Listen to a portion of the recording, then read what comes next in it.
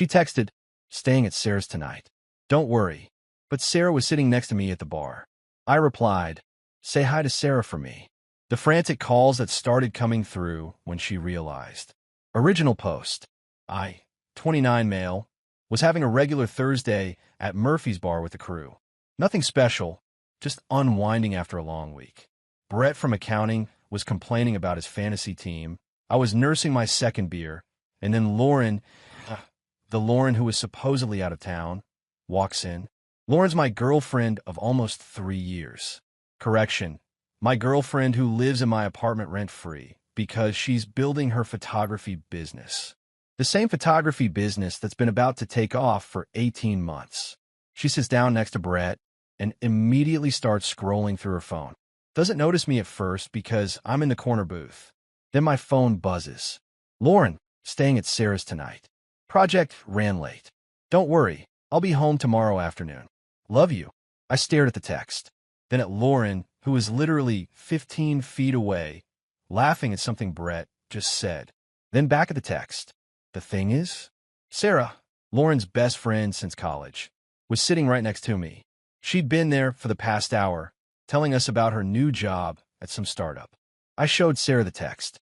Her face went from confused to horrified in about 2 seconds. "What the actual hell?" she whispered. I haven't seen Lauren in like 3 weeks, and I definitely didn't make plans with her tonight. My brain went into this weird autopilot mode. The hurt would come later. Right now, just cold calculation. I texted back, "Say hi to Sarah for me." Then I turned off my phone. Sarah grabbed my arm. "Dude, what are you doing?" "Honestly, no idea yet, but I'm about to find out who she's really with." 20 minutes later, my phone was still off, but Sarah started blowing up.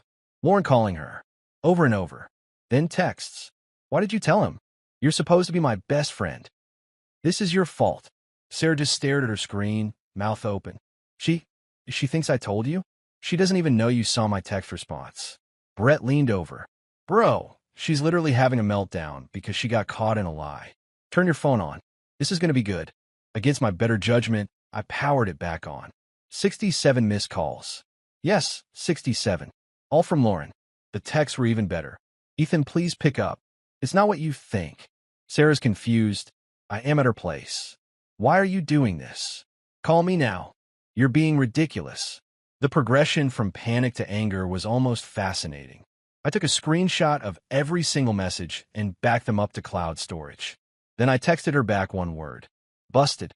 Update 1. So that was Thursday night. It's now Saturday afternoon, and holy hell, the entitlement levels are off the charts. Friday morning, I woke up to find Lauren had let herself into the apartment. My apartment, where only my name is on the lease. She was sitting on the couch like nothing happened, scrolling through Netflix. "Hey, babe," she said casually. "We need to talk about last night."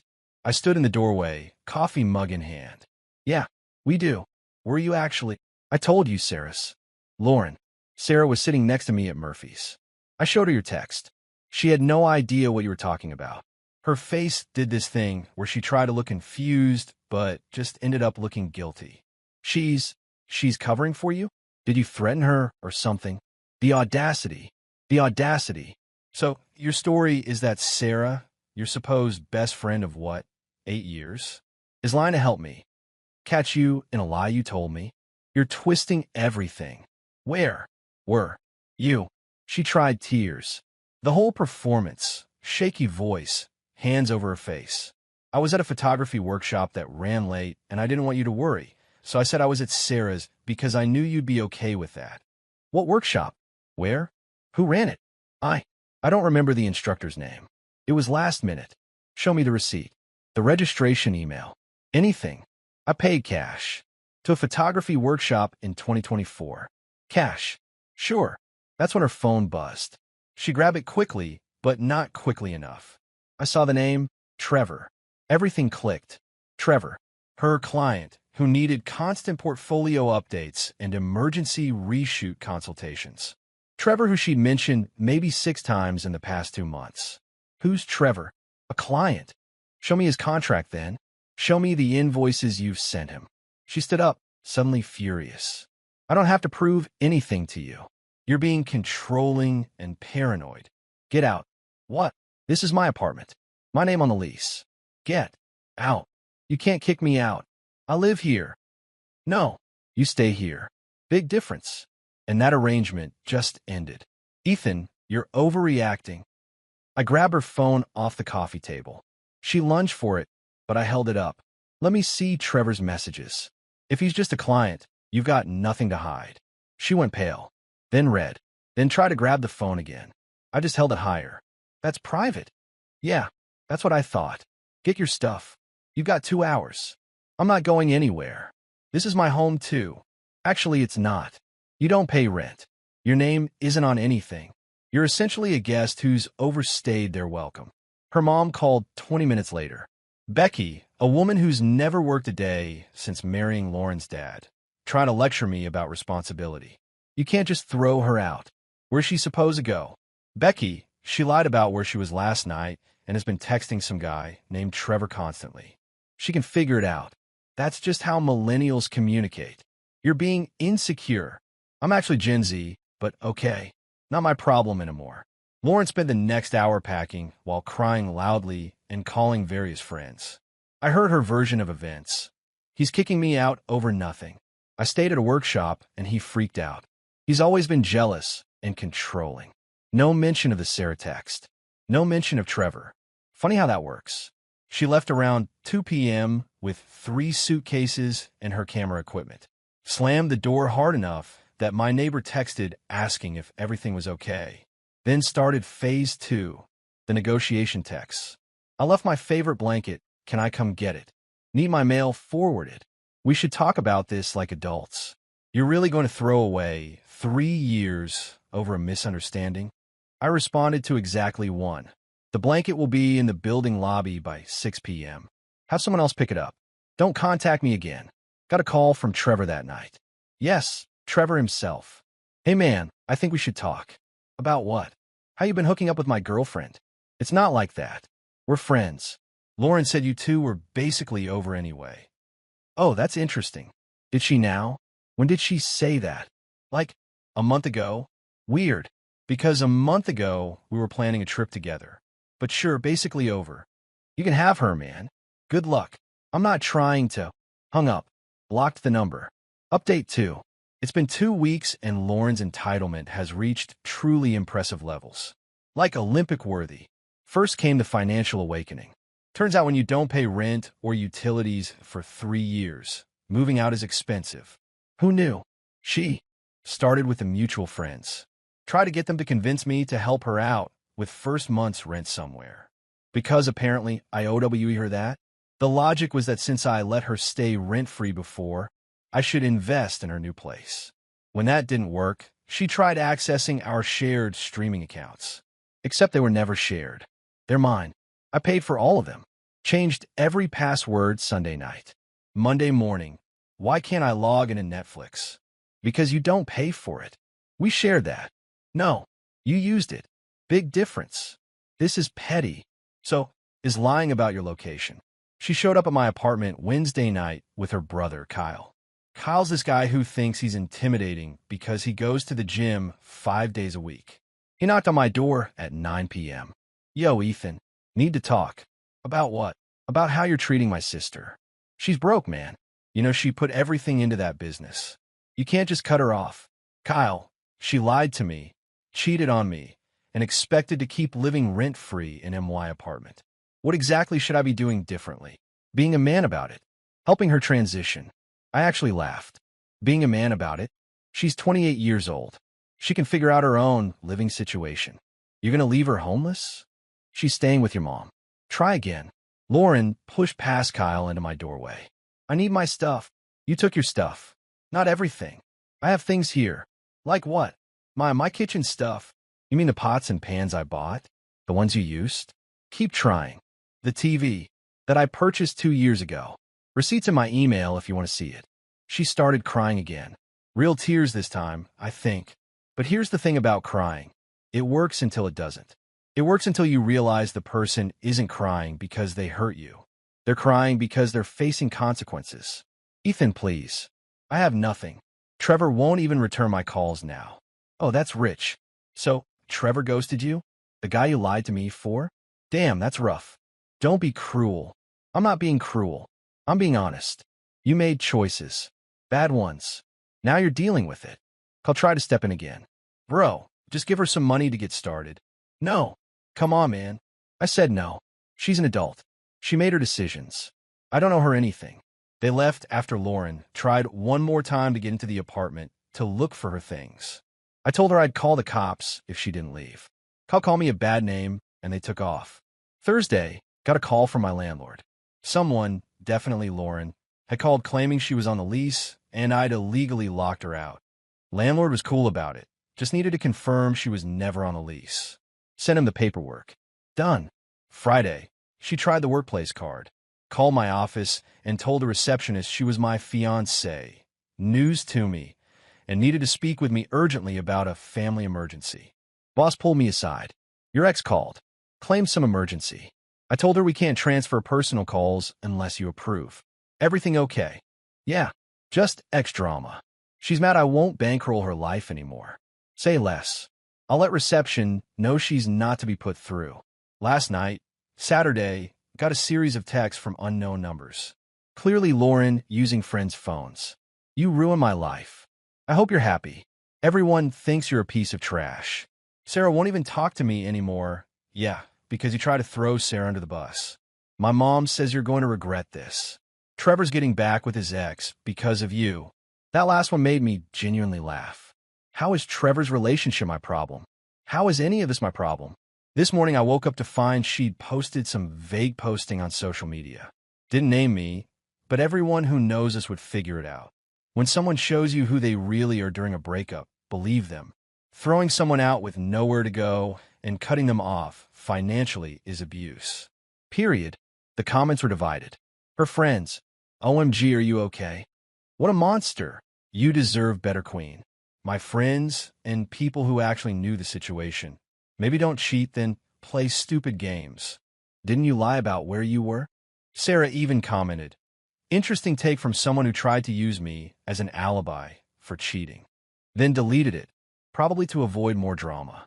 I'm not responding to any of it. Not dignifying it with a response.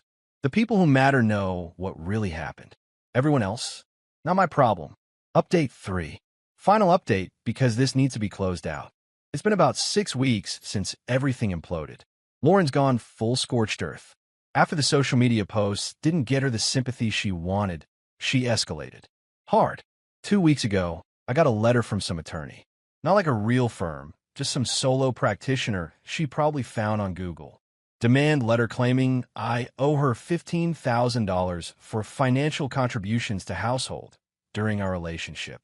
The breakdown was wild. $8,000 for cooking and household management services. $4,000 for emotional labor and support. $3,000 for career sacrifices to support my growth. I literally laughed out loud in the parking lot reading it. Sent it to my cousin Derek, who's an actual attorney. He called me 20 minutes later, also laughing. This is the dumbest thing I've ever read. She's trying to charge you for being a girlfriend. What career sacrifices? Her photography business that never made money. Apparently that counts. Tell you what, I'll write a response for free just because this is entertaining. But seriously, she has no case. You don't owe a romantic partner back pay for existing in a relationship. Derek's response was beautiful. Professional, but basically said, my client owes your client nothing. They were in a romantic relationship, not an employment arrangement. Any financial support provided was a gift, not a loan. If your client pursues this matter, my client will countersue for 3 years of back rent at market rate, plus utilities. We estimate this amount to be approximately $54,000. Please advise if your client wishes to proceed. Never heard from that lawyer again. But Lauren wasn't done. She started showing up places. Not at my apartment. I think Kyle finally convinced her that was a bad idea, but places she knew I'd be. The coffee shop near my office. The grocery store I always go to. The bar where this whole thing started. Each time, same script. We need to talk. You owe me closure. This isn't fair. I just walked away every time. Didn't engage. Let her look unhinged to everyone watching. Last week was the final straw. She somehow got my new girlfriend's number. Yeah, I started seeing someone. Vanessa works in the tech industry, has her life together. We met at a work mixer, hit it off, been taking it slow. Lauren sent Vanessa a series of texts. He's going to do the same thing to you. He's controlling and abusive. He threw me out with nothing. Just warning you what you're getting into. Vanessa forwarded them all to me with, "Your ex seems stable." I finally broke my silence. Sent Lauren one text. "Contact me or anyone in my life again, and I'm filing for a restraining order. I have documentation of everything. This is your only warning." That was 4 days ago. Silence since. Got coffee with Sarah last week. First time we'd really talked since that. Night at Murphy's. She looked exhausted. "Lauren called me 30 times the first week," she said, screaming about how I betrayed her, how I should have lied for her, how I destroyed her relationship. "I'm sorry you got dragged into this." "Don't be. I should have seen it coming." She'd been weird about Trevor for months. I asked her about it once, and she bit my head off. Said I was being judgmental. So she was definitely with him that night. "Oh, absolutely." She told me later, before she realized you were serious about the breakup, that Trevor had gotten them a hotel room. She thought it was romantic. Thought she could juggle both of you. Did she think I'd never find out? Sarah shrugged. "I think she thought you'd never leave. That you'd always be there to pay for everything while she did whatever she wanted. The entitlement is honestly impressive. Her mom's the same way. Becky's been calling me too, try to convince me to talk to you. Says you're being cruel. That Lauren's suffering. She made her choices. That's why I told Becky. She didn't like it. As for where Lauren is now, heard through the grapevine, and by grapevine, I mean Kyle's girlfriend who still follows me on Instagram, that she's living with Becky full-time. The photography business is on hold. She got a part-time job at some retail store, but complains about it constantly. Trevor? Gone. Apparently once he realized Lauren wasn't the low-maintenance side piece he thought she was, he bailed. Blocked her on everything. She tried to show up at his place once, and he threatened to call the cops. The mutual friends have mostly chosen sides at this point. Some stuck with her, believe her version where I'm the villain. That's fine. They're welcome to deal with her drama. The friends who matter, who actually knew both of us, are still around. Vanessa thinks the whole story is insane. She really thought she could just lie and you'd never figure it out? She thought I was too comfortable to ever leave. That I'd rather stay in a bad relationship than start over. That's depressing. It was. But I'm good now. Better, actually. And I am. The apartment's quieter, cleaner, cheaper. Honestly, now that I'm not subsidizing someone else's life. I've been sleeping better, eating better, working out consistently for the first time in years. There's no dramatic finale here. No moment where Lauren realizes her mistakes and apologizes. No redemption arc. She's still out there, probably telling people I'm terrible, probably blaming everyone but herself. That text, though, "Say hi to Sarah for me," still makes me smile. For words that unraveled 3 years of lies in real time. Watching her panic when she realized she'd been caught. The frantic calls. The escalating desperation. People always say, trust your gut. My gut knew something was off for weeks. I just didn't want to believe it. But that night at Murphy's, when I saw that text and Sarah was right there, crystal clear. So yeah, she stayed at Sarah's that night. And it destroyed everything she thought she had locked down.